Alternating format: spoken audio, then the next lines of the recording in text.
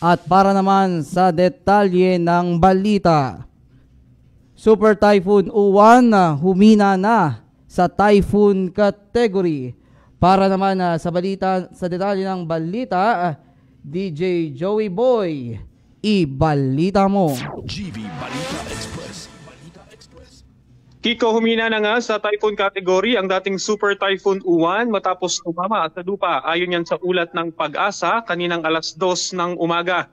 Taglay nito ang pinakamalakas na hanging aabot sa 165 km kada oras malapit sa gitna at bugso na hanggang 275 km per hour habang kumikilos patungong Hilagang Kanluran sa bilis na 30 km per hour. Inaasahan na labas ito ngayong umaga sa baybayin ng La Union at mananatiling malakas habang tumatawid sa West Philippine Sea hanggang bukas, Nobyembre 11. Mula ngayon hanggang bukas, Kiko, dahan-dahan itong liliko pahilaga habang nanatili sa typhoon category. Pansamantala itong lalabas ng Philippine Area of Responsibility sa Marquez at muling papasok sa Huwebes bago tuluyang humina bilang remnant low malapit sa Ryukyu Islands.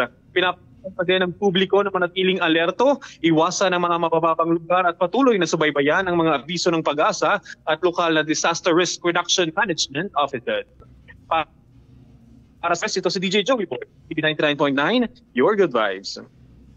Maraming salamat DJ Joey Boy.